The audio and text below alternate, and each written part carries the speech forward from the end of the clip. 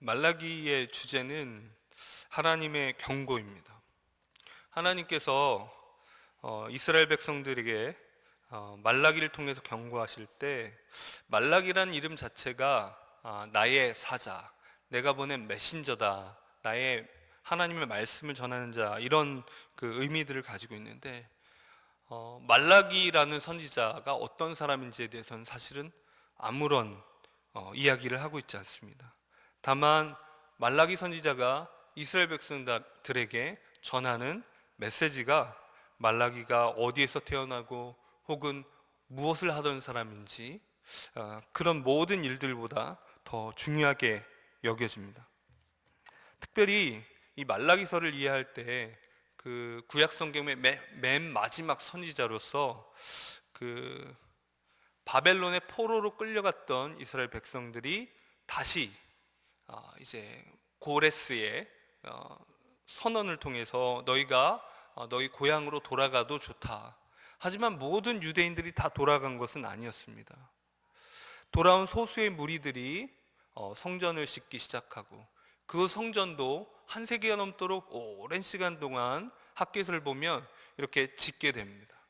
그리고 이제 느헤미야에 이르러서 이제 그 모든 성벽들을 다시 재건하고 다시 이스라엘을 재건하게 되는데, 그런 모든 돌아온 이스라엘의 하나님의 백성으로서 하나님이 주신 그 땅으로 돌아왔지만, 마치 느헤미야 앞에서 보여줬던 뭔가 결단하고 돌아왔는데 하나님이 원하신다고 생각하는 그곳에 있는 것 같은데, 그 삶을 곰곰이 찾아보면, 곰곰이 떠들러 보면 하나님을 예배하는 참된 예배자의 삶이 그 안에 없고, 하나님 앞에서의 온전한 우선순위가 회복되지 않고 하나님 앞에서 붙잡고자 이 땅으로 돌아왔는데, 부르심의 자리에 갔으면 그 부르심의 자리에서 붙잡아야 될 우선순위와 핵심적인 가치가 있는데, 막상 하나님 부르신 그 자리로 갔지만 가장 중요한 원칙들과 원리들과 하나님이 원하시는 마음은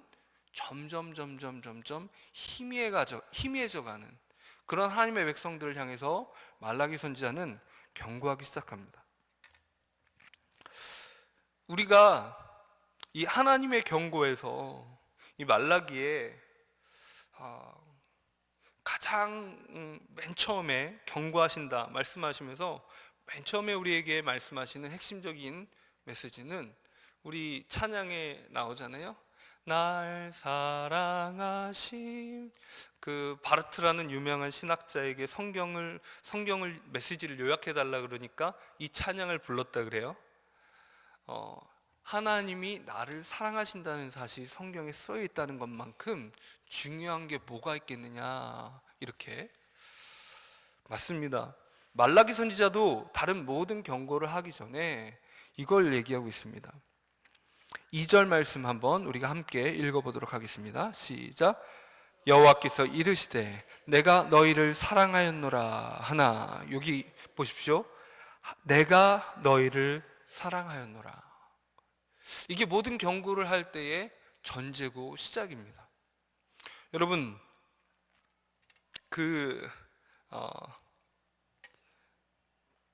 제가 얼마 전에 대천덕 신부님, 성공회 신부님, 그러니까 성공회에서는 목사님을 신부님이라고 부릅니다.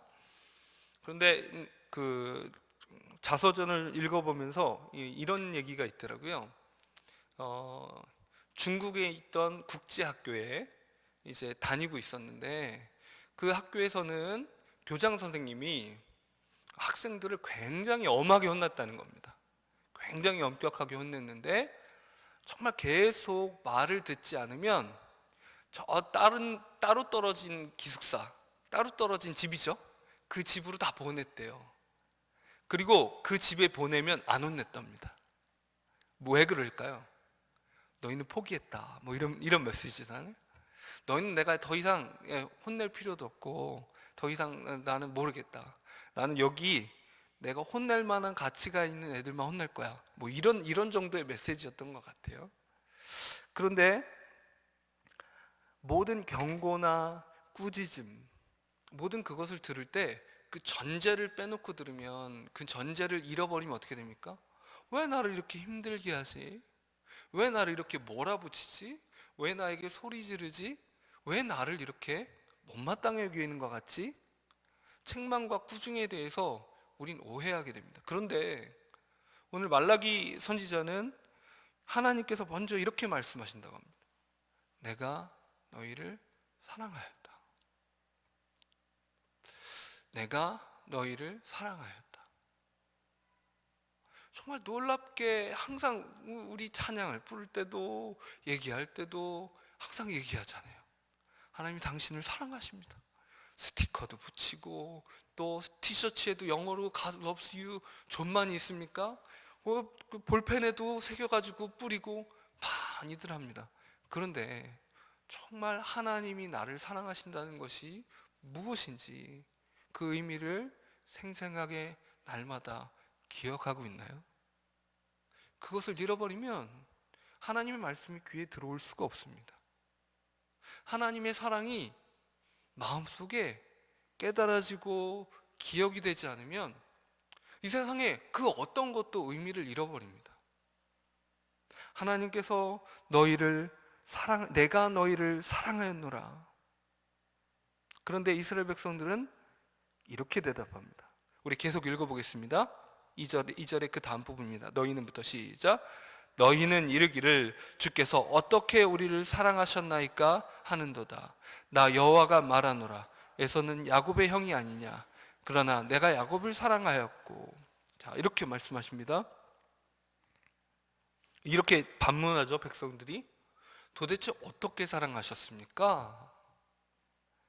이게 하나님이 사랑하시고 또는 하나님이 부르심을 주시고 하나님이 말씀하실 때 영적으로 우리 마음이 타락하기 시작하면 하나님께 반문이 시작됩니다. 물론 반문할 수 있습니다. 하나님께 여쭤봐야죠. 납득이 안 되고 믿어지지 않고 마음에 모르겠으면 하나님 어떻게 그럽니까? 라고 여쭤볼 수 있어야 되는데 지금 이스라엘의 반문은 뭡니까? 주께서 어떻게 우리를 사랑하셨습니까? 또다시 그때 왕이 없었으니 모든 백성이 자기 소견에 오른 대로 행하였더라 말하는 그 사사기 시대, 또 그때 한 선지자 한 사사 기드온이 내가 너를 보낸다 말할 때에 하나님 내가 너를 통해서 구원하겠다 말할 때 하나님 그게 말이 됩니까? 반문하는 기드온이 생각납니다.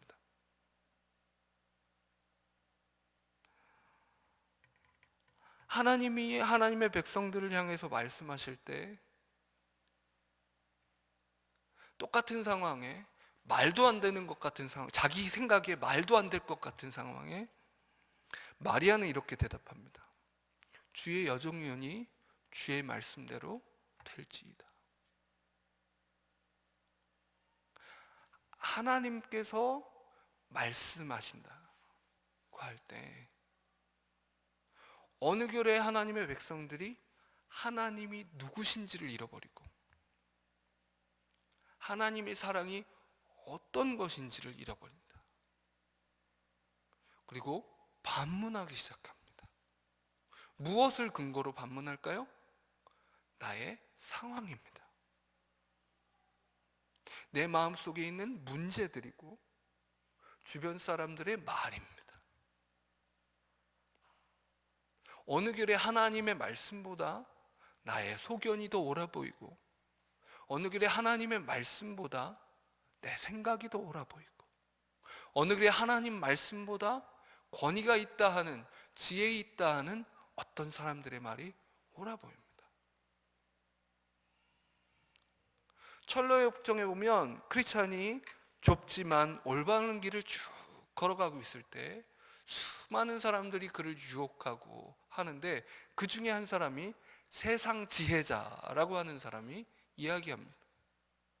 네가 이 길을 이렇게 힘든 길을 간다고 이렇게 무거운 죄의 짐을 가지고 가는데 그 죄의 짐을 가지고 이렇게 무겁게 갈 것이 아니라 그 짐을 벗어야 되지 않겠냐고.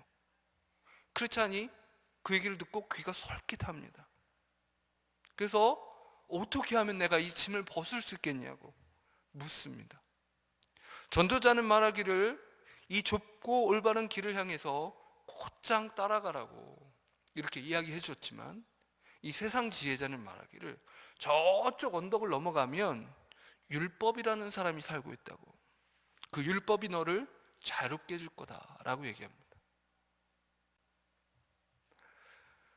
또 중간에 어떤 사람들은 고난의 산 앞에 있는 크리스찬에게 이렇게 얘기합니다.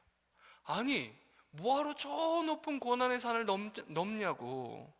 이 오른쪽으로도 왼쪽으로도 돌아갈 길이 있는데. 또 한 장면에서는 이렇게 얘기합니다.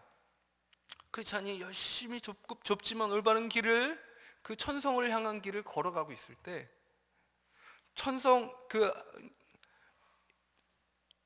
영원한 주인의 그 땅에 경계가 있는 담이 있는데, 한 사람이 담을 넘어옵니다.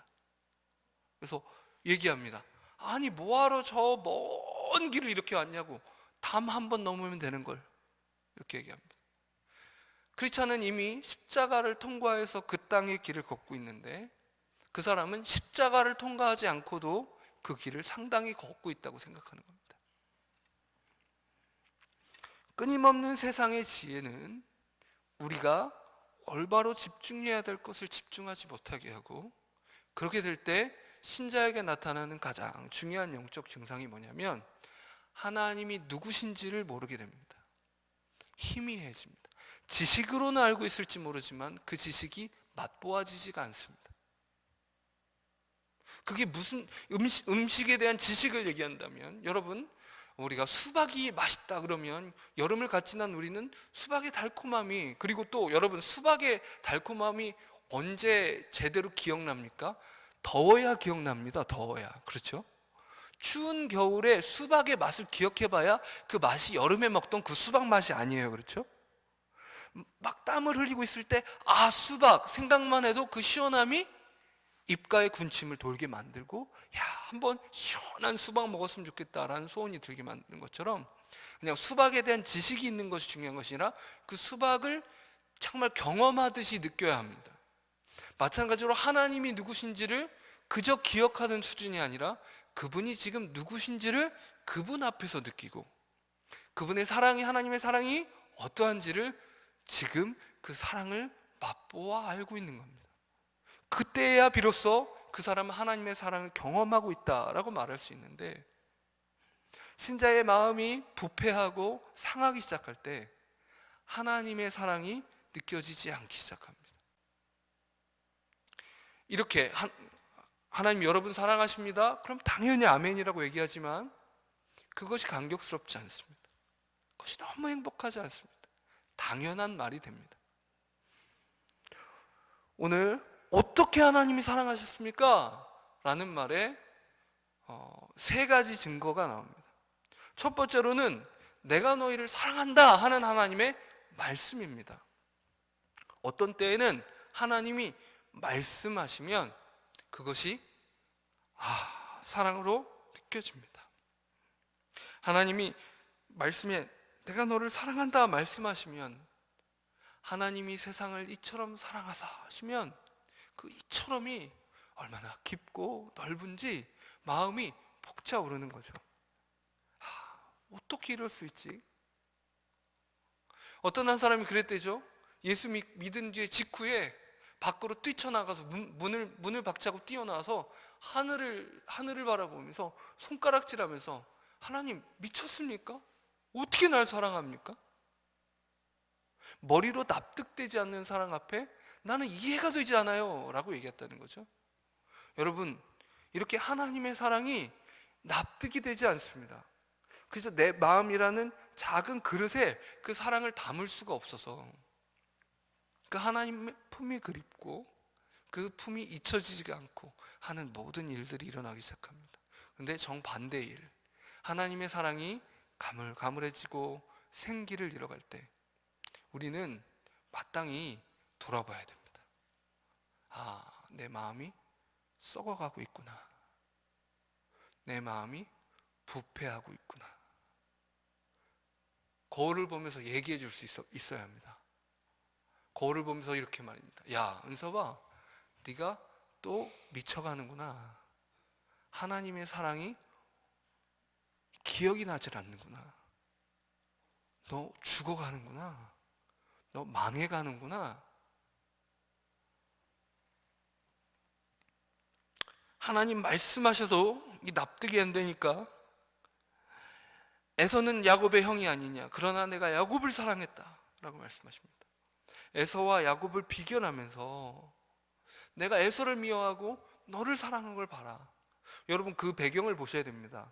바벨론 제국이 팔레스타인 그 모든 일대들을 다 휩쓸고 지나갔습니다. 그래서 남유다까지도 다 멸망하게 됐죠. 그때 에돔도 다 싹쓸이 됐습니다. 바벨론의 앞에 무릎 꿇지 않은 나라들이 없어요. 근데 고레스 왕이 선포합니다. 너희 모든 소수 민족들에게, 포로로 잡혀온 민족들에게 너희들이 너희의 고국으로 돌아가서 너희들의 신을 섬겨도 좋다. 그리고 유대인들은 그것을 정말 고향을 그리다가 하나님이 불러주신 그 땅으로 다시 돌아갑니다. 바벨론에서 2대 3대를 지내면서 쌓아올린 그 모든 것들을 포기하고 그 모든 지위와 집과 그 모든 것들을 내려놓고 돌아갑니다. 그리고 다시 이스라엘의 예루살렘에 거주하기 시작하고, 정신을 못 차릴 때도 있었지만 성전을 자기 집보다 먼저 착공하기 시작은 했죠. 그러다가 힘겨우니까 멈추고 자기 집을 먼저 짓고 살다가 학개 선지자가 또 책망하니까 짓습니다. 그리고 느헤미야를 통해 다시 한번 회개하고 하나님의 백성과 하나님의 백성 아닌 자들을 경계하는 경계가 사라져 있었는데 다시 한번 거룩의 경계를 회복하고 이스라엘 공동체가 다시 한번 회복되기 시작하는 그런 일들을 겪습니다. 그런데 이렇게 그래도 돌아오게 하시고 그래도 재건되게 하시는 이스라엘 공동체, 유대 공동체와는 달리 이 에돔 땅에 대해서는 하나님께서 그것이 우리 금방 회복할 거야, 에돔 족속들은 그렇게 이야기할지 모르지만 하나님께서 그렇게 하도록 내버려 두지 않고 그냥 폐허가 되게 만드시는 겁니다. 그냥 내버려 두시는 겁니다. 그들 회복시키시지 않으시는 겁니다. 봐라, 너희 이스라엘을 내가 어떻게 말도 안 되게 정말 망하는 줄 알았는데, 정말 그냥 바벨론 땅에 그저 정착하고 거류하고. 여러분, 한 민족이 망하게 하려면 어떻게 하면 됩니까? 그 땅에 지도자들을 다 싹 쓸어버리면 됩니다. 이번 여름에 캄보디아 단기 선교를 갔다 왔는데 가기 전에 캄보디아 유학생 배제대 유학을 온 한 두 학생을 저희가 초대를 해가지고 캄보디아어를 배웠습니다. 그런데 그러면서 이제 그 교육이 끝난 뒤에 식후에 같이 이 파닛이라는 한 청년이 있었어요. 이제 배제대 어학당에서 한국어를 배운 뒤에 이제 내년에는 이제 포항공대에 이제 컴퓨터 프로그램 이런데 유학을 이제 국비 장학생으로 이제 시작하는 친구예요. 야, 그래도 지도자급으로 이렇게 엘리트로 뽑혀가지고 온 친구니까 좀 물어보고 싶었어요. 특별히 우리 역사가 있지 않습니까? 그 캄보디아 역사에 보면 독재 역사들이 있어서 어떻게 생각하는지 조심스럽게 물어봤습니다. 그러면서 그 킬링 필드 그리고 또 그 모든 독재자들의 그 대학살들에 대해서 어떻게 생각하냐 그랬더니 그건 너무나 나쁜 일이었다고 얘기하면서, 이제 자국민의 입장에서 물론 거의 3분의 1, 4분의 1이 죽었으면 그 사람의 뭐 친척 중에 혹은 몇 달을 건너서 죽은 사람들이 허다하겠죠. 그런데 지금의 입장에서 그 대학살이 일어난 지 한두 세대가 지난 그 입장에서 그 일을 돌아볼 때 무엇이 안 좋으냐면 그 모든 그 엘리트들과 지도자들을 일거에 다 죽여버렸기 때문에, 다 학살해버렸기 때문에 캄보디아가 동남아 일대에서 경제가 주저앉아 버렸다는 거예요.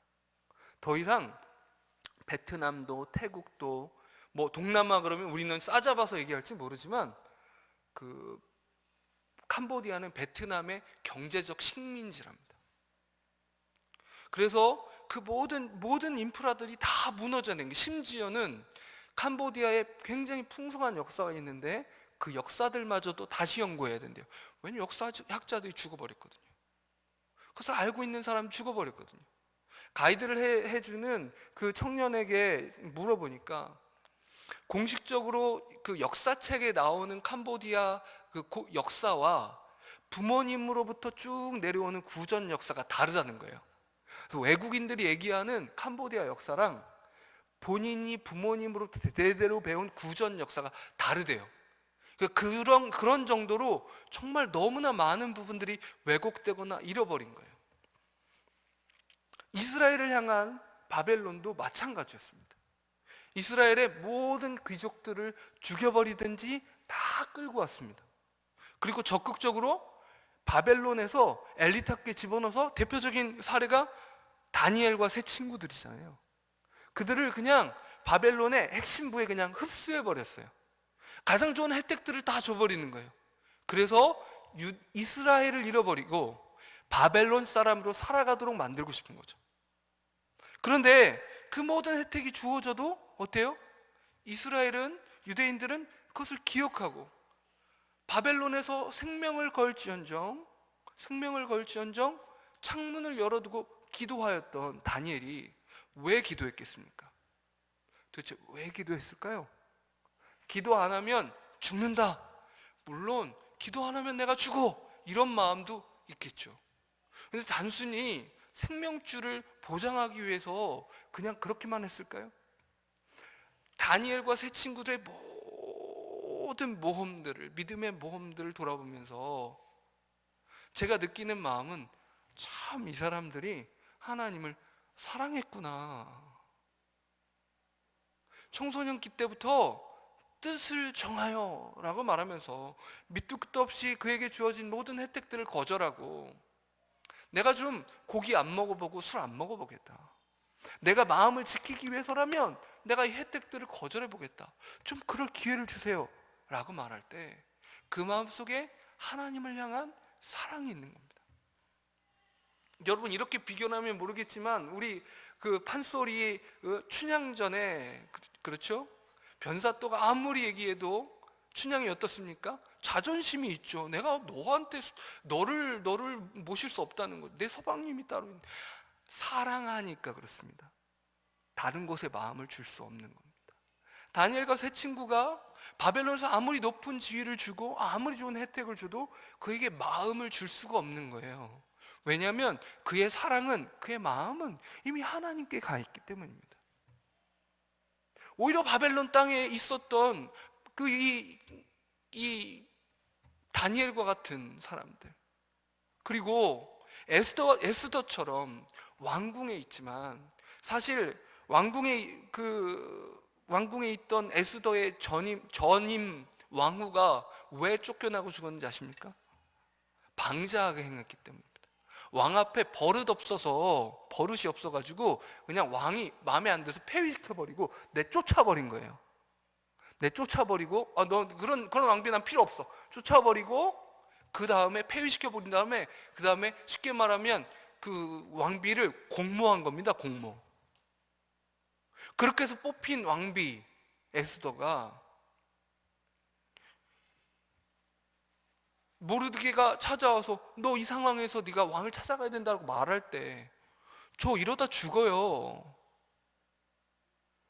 그때 모르드게가 하나님께서 너를 이곳에 둔 것이 이때를 위함인 줄 알겠느냐라고 말할 때, 그저 모르드게의 말 때문에만 그가 왕 앞에 나갔겠습니까? 모르드게가 쓸데없이 왕의 이 높은 지위를 가진 신하로서 자기 지위만 지키면 될 것을 그러니까 쉽게 말하면 에스더는 아직까지 자기가 유대인인 걸 왕한테 제대로 안 밝혔을 수도 있다는 거예요. 그죠? 왕이 에스더가 유대인인 걸 알았다면 그 법안에 서명을 했겠습니까? 그런데 자기 신분조차도 숨기고 그 왕궁 가운데 있던 그 에스더가, 저 사실은 유대인이에요, 이렇게 얘기해야 되는 거예요. 근데 왜 어떻게 해서 목숨을 걸 수 있겠습니까? 동족을 향한 그저 사랑 때문에요?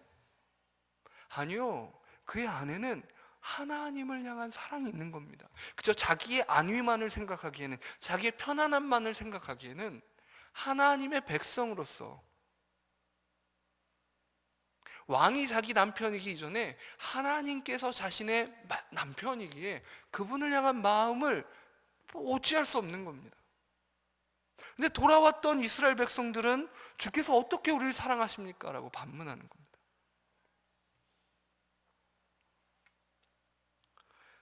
그래서 5절에는 너희는 눈으로 보고 이르기를 여호와께서는 이스라엘 지역 밖에서도 크시다 하리라. 하나님이 그냥 이스라엘 이 팔레스타인 지역, 유대 지역의 그 지역에서만 왕이시고 그 지역에서만 신이신 분으로, 그렇게 무기력하고 무능한 분으로 그분을 조그맣게 생각하고 그분의 사랑을 받는 백성이 된다는 것이 무엇인지에 대한 감격, 선택받은 자로서의 그 감격이 사라져버린 겁니다.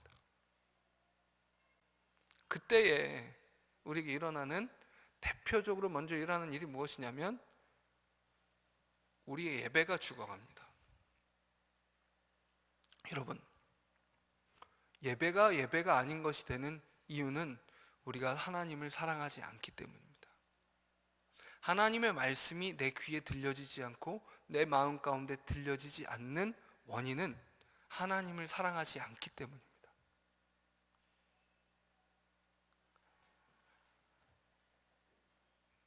연애 편지를 주고받으면 우리 쉽게 말하는 예로 얘기하지 않습니까? 사랑하는 사람의 편지를 받으면 어떡합니까? 그 편지를 자세히 읽어봅니다. 여러분, 선교사님들이 편지를 보내올 때 어떤 때는 암호처럼 보내요. 암호처럼. 하나님이란 말도 쓸 수 없고 기도라는 말도 쓸 수 없고 또 그리고 그 상황도 말할 수 없고 성경이란 말도 쓸 수 없고 쓸 수 없습니다. 어떤 경우는 게시판에 붙여놓으면 이게 무슨 말이야? 그러고 지나갈 수도 있지만, 여러분, 그 선교사님을 사랑하는 마음으로 그분을 위해서 기도하고 있는 사람은 어떻게 하겠습니까? 암호문 같아도 곰곰이 뜯어보고 한 번, 두 번, 세 번, 네 번 읽어보면 이 얘기구나, 이런 형편이구나, 이런 상황이구나, 몇 번 읽어보면 다 알게 돼 있습니다. 제가 전호진 선교사님하고 이렇게 카톡으로 통화를 하고 막 그럴 때가 있었는데, 맨 처음에는 이게 무슨 말인지, 회사는 잘 돌아가고 있습니까? 우리 이사장님은 좀 어떠시고요? 우리 저기 부장님이 장로님일까 집사님일까, 박 부장님, 뭐 김 부장님, 뭐 막 얘기하면 막 처음에는 이해가 안 돼요. 그런데 얘기할 때 어느 순간에, 그러니까 그걸 이야기해서 3분이면 될 통화가 10분이 걸리고 10분이면 될 통화가 30분이 걸려요. 그런데요, 여러분,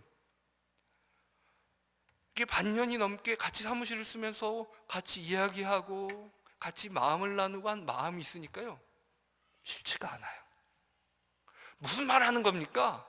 이런 말이 안 나오고요, 나중에는 저도 똑같이 얘기하는 거예요. 부장님이야 말이에요, 요새 우리 회사가 어때요? 우리 저는 장 팀장입니다.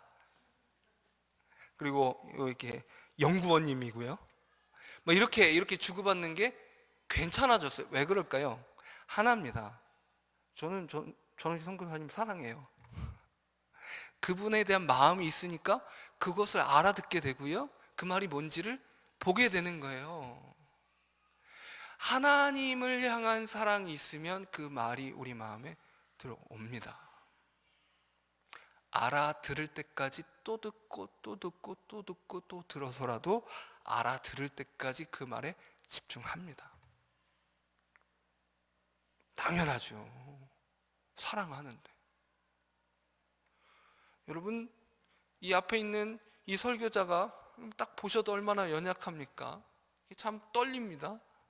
이 광부처럼 나름 말씀의 이 광산에 들어가서 하나님의 말씀을 캐내오지만 이게 영적으로도 참 미련하고 참 하나님 앞에서 연약해서 이 말씀의 순도가 정말 더 떨어지는 것 같고 또 떨어지고, 그 연약함에 대해서 하나님 앞에 몸부림쳐야 되고 저는 책임져야 합니다만, 그래도 분명하게 부인할 수 없는 것은 여러분들 안에 하나님을 향한 사랑의 마음이 있으면 그 누군가는 그 안에 담긴 보물을 하나씩 건져갑니다. 하나님이 아무리 미련한 인생을 통해서 또 말씀하세요. 왜 저기 전혀 부르심 생각지도 않고 그렇게 도망가던 그 니느웨를 향해서 가는 것이 아니라 엉뚱한 것을 향해서 갔던 요나도 하나님이 쓰셔서 부흥을 일으키시는데, 그죠? 물론 요나보다 훨씬 못할지 모르지만 하나님이 이 연약한 인생 쓰십니다. 하나님을 사랑하는 마음이 있으면 예배를 드리게 되는데, 하나님 사랑하는 마음이 식어지면 말씀이 귀에 들어오지 않기 시작합니다. 오늘 하반부에 있는 말씀은 통렬하게 예배의 타락에 대해서 얘기합니다. 연애할 때요, 상대방이 좋으면요, 밥을 굶어가면서도 선물을 사주고 싶고, 내가 못 입어도 좋은 걸 해주고 싶은데, 사랑의 마음이 식어가면 이렇게, 내가 해준 게 얼만데 네가 나를 이렇게 대접해? 이렇게 얘기합니다. 그냥 내가 받는 것을 따지지 않고 주고 싶은 마음 뭐예요? 사랑으로 넘쳐 흐르는 마음입니다. 그런데 상대방이 나에게 해준 것과 내가 상대방한테 해준 것을 저울질하기 시작할 때 그건 뭐예요? 사랑이 아니고요, 거래입니다. give and take입니다. 주고받고. 왜 이거 남한테 이거밖에 안 줘? 공정거래가 아니야 이건. 난 억울해 라고 말하기 시작할 때 거래입니다. 예배는 사랑입니다. 그런데 어느 결인가 이스라엘 백성들이 예배 시간에 거래하기 시작합니다. 하나님, 내가 이렇게 드렸으니 나에게 이렇게 주십시오 라고 말하는 것이 당연해지기 시작합니다. 마치 하나님의 눈을 속일 것처럼 적당히 형식만 갖추기 시작하고, 그분을 향해서 최상의 것, 최고의 것, 순결한 것, 내 전부를 드리는 것이 아니라 일부를 드리고도 전부를 드린 것처럼 속이기 시작합니다. 두려운 일입니다, 여러분. 저도 여러분도 예배 시간에 하나님께 거래를 하기 시작할 때 우리는 우리 스스로에게 다시 한번 이야기해 줘야 됩니다.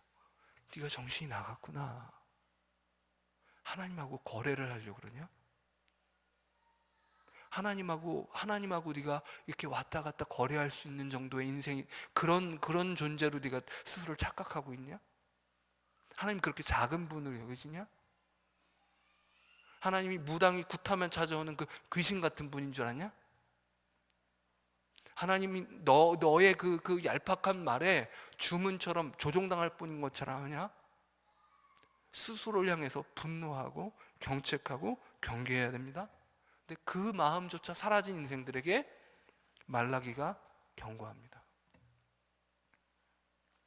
내 이름을 멸시하는 제사장들아, 나 만군의 여호와가 너희에게 이르기를, 아들은 그 아버지를, 종은 그 주인을 공경하나니 내가 아버지일진데 나를 공경함이 어디 있느냐? 내가 주인일진데 나를 두려워함이 어디 있느냐? 그렇게 얘기해도 너희는 이르기를, 우리가 어떻게 주의 이름을 멸시하였나이까? 너희가 더러운 떡을 나의 제단에 드리고도 말하기를, 우리가 어떻게 주를 더럽게 하였나이까? 이는 너희가 여호와의 식탁은 경멸히 여길 것이라 말하기 때문이라. 만군의 여호와가 이르노라, 너희가 눈먼 희생제물을 바치는 것이 어찌 악하지 아니하며 저는 것 병든 것을 드리는 것이 어찌 악하지 아니하냐? 이제 그것을 너희 총독에게 드려보라. 그가 너를 기뻐하겠으며 너를 받아주겠느냐? 너의 직장 상사에게도 네가 이렇게는 안 할 거다. 그를 만날 때 말을 준비하고 어떻게 보고서를 써야 될지 고민하지 않느냐? 너의 인사 고과를 매길 너의 상관에게, 그리고 너를 고용해서 매번 월급을 주는 사장의 그 마음이 어떤지 기분이 어떤지 네가 살피지 않겠냐? 근데 네가 내 마음이 어떤지를 모르고 내 심정이 어떤지를 모르는구나. 만군의 여호와가 이르노라, 너희는 나 하나님께 은혜를 구하면서 우리를 불쌍히 여기소서 하여보라. 너희가 이같이 행하였으니 내가 너희 중 하나인들 받겠느냐? 만군의 여호와가 이르노라, 너희가 내 제단 위에 헛되이 불사르지 못하게 하기 위하여 너희 중에 성전문을 닫을 자가 있었으면 좋겠도다. 내가 너희를 기뻐하지 아니하며 너희가 손으로 드리는 것을 받지도 아니하리라. 만군의 여호와가 이르노라. 해 뜨는 곳에서부터 해 지는 곳까지 이방 민족 중에서 내 이름이 크게 될 것이라. 각처에서 내 이름을 위하여 분향하며 깨끗한 제물을 드리리니 이는 내 이름이 이방 민족 중에서 크게 될 것입니다. 내가 너희를 선택해서 너희를 사랑하였지만 너희가 나를 사랑하기를 멈추고 나에게 거짓된 것, 부패한 것, 상한 것, 온전치 못한 마음으로 나에게 예배하고 있는 너희를 볼 때 차라리 이 예배당 문을 걸어 잠갔으면 좋겠다. 차라리 이 예배당 문 밖에 있는 어떤 다른 사람들 내가 불러서 너를 받겠다. 예수님께서 오셨을 때 바로 그런 일이 있지 않았습니까? 가장 부패하고 타락하고 가장 순결함이 없었던 것 같은 우물가의 여인을 통해서 예수 그리스도께서 기쁨을 얻으시지 않습니까? 그를 복음의 메신저로 사용하시고 예수님으로 하나님으로부터 가장 먼 것 같은 바로 그 사람을 사용하시고 나는 하나님께 가장 가까워라고 자부했던 바리새인들을 그들에게 그리고 그 모든 성전 한 곳에서 장사를 하고 있었던 그 모든 상들을 뒤엎으시면서 너희 도둑놈들아 라고 말씀하시는 그것이 바로 이 말씀과 똑같습니다. 우리가 하나님을 사랑하지 않으면 도둑놈이 되고 사기꾼들이 됩니다. 예수 믿지 않는 사람들이 죄 짓는 건 예수 믿는 사람이 죄 짓는 것과 다릅니다. 그렇죠? 왜 다르냐면 예수 믿는 사람들이 죄 짓는 건 예수 믿지 않는 사람들이 죄 짓는 것보다 더 나쁘기 때문에 다릅니다. 예수 믿지 않는 사람들이 죄 짓는 것보다 예수 믿는 사람들이 죄 짓는 게 더 악질입니다. 그 사랑을 맛보고 그 은혜를 맛봤다는 인생들이 짓는 죄가 더욱 주님을 멸시하고 그분의 십자가를 가볍게 여기고 만홀히 여기는 겁니다. 아나니아와 삽비라가 자신의 헌신이 전부라고 속이면서 하나님 앞에 일부를 드릴 때 왜 그들을 이렇게 단번에 죽이셨습니까? 무시무시한 죄이기 때문입니다. 하나님께 드리는 것, 그저 헌물을 드리는 겁니까? 예배를 드리면 무엇입니까? 우리의 전부를 드리는 것입니다.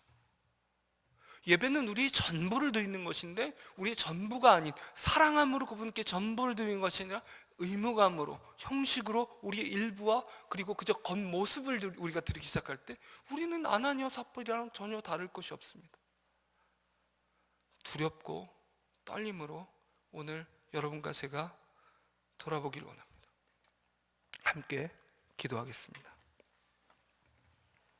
하나님의 경고 앞에 우리 자신을 살피면서 하나님의 사랑이 우리에게서 느껴지지 않는지, 예수님의 십자가 앞에 감격이 줄어드는지, 하나님의 말씀이 내 귀에 내 마음에 들어오고 있는지를 돌아보고 우리가 회개하며 주님 앞에 다시 돌아가는 은혜가 있기 원합니다. 함께 기도하겠습니다. 하나님 아버지, 이 시간 말라기의 경고 앞에 하나님, 우리가 점잖이 서 있을지 모르지만 우리가 모든 것을 다 하는 자처럼 이렇게 있을지 모르지만 하나님, 도대체 무엇이 우리가 하나님 앞에 서기에 합당할까? 우리는 당당히 하나님 앞에 나아갈 조건도 없고 자격도 없습니다. 오 주님, 하나님의 사랑을 알게 해주십시오. 하나님의 사랑을 알게 해주십시오. 하나님의 사랑을 알게 해주십시오. 미련한 인생 다시 한번 하나님의 사랑을 알게 해주십시오. 더러운 인생 하나님의 사랑을 알게 해주십시오. 주님, 다시 그 사랑 앞에 돌아가게 하시고 그 은혜 앞에 돌아가게 해주십시오. 말씀을 말씀으로 받지 못하는 이 더러운 인생, 하나님, 교만해서 하나님의 말씀보다 다른 생각들이 더 커 보이는 이 마음, 하나님, 내 마음의 욕망의 목소리가 더 크고 내 이기심이 더 크고 사람들의 말이 더 크고 주변 상황들이 더 커 보이는 이 모든 더러운 마음들을 예수 그리스도의 십자가 앞에 다시 한번 못 받기를 원합니다. 주님, 용서해 주시고 다시 한번 하나님을 사랑하는 마음으로 돌아가게 해 주십시오. 하나님이 잊어버려지고 하나님의 사랑이 잃어버려지는, 그저 하나님과 거래하려고 드는 이 교만하고 이 간사한 마음, 나의 헌신을 과대포장하려고 하고 그저 겉모습과 형식으로 하나님께 예배하면서 참마음으로 예배하는 것처럼, 주님을 속일 수 있을 것처럼, 사람들을 속일 수 있을 것처럼 경건치 못하면서 경건한 척, 기도하지 않으면서 기도하는 척, 하나님의 이름을 부르지 않으면서 다른 것들을 의지하면서 하나님을 의지하는 척, 믿음의 삶을 살지 못하면서 믿는 척, 이 모든 더러운 위선과 하나님과 가까이 있다고 착각하는 이 모든 스스로를 속이는 거짓말들을 우리 가운데 몰아내시고 그리스도 앞에 돌아오게 하여 주옵소서. 다시 시작하게 해주십시오. 다시 새롭게 해주십시오. 성령 하나님 이 자리 가운데 찾아오셔서 진리로 우리 마음을 환하게 비춰주셔서 하나님 우리 가운데 있는 이 더러움이 무엇인지 하나님의 말씀을 만으로 여기고 하나님 다른 목소리를 의지하고 다른 목소리를 청종하는 마음이 무엇인지 이 죄 가운데 끊임없이 빠져들며 하나님 앞에 전부를 드리지 않는 하나님을 사랑하는 마음을 잃어버린 그 모든 죄악을 주님 용서하여 주시옵소서. 주님 회복시키시고 우리의 마음을 하나님을 향한 사랑으로 채워주옵소서. 하나님, 하나님을 사랑하기를 멈춘 죄를 용서하여 주시옵소서. 하나님의 말씀을 듣기를 멈춘 죄를 용서하여 주시옵소서. 하나님의 목소리보다 다른 목소리가 크게 들리는 이 정신없는 마음을 다시 한번 회복시켜 주시옵소서. 예수 그리스도 앞에 이 교만한 귀를, 이 교만한 마음을 다시 못 받길 원합니다.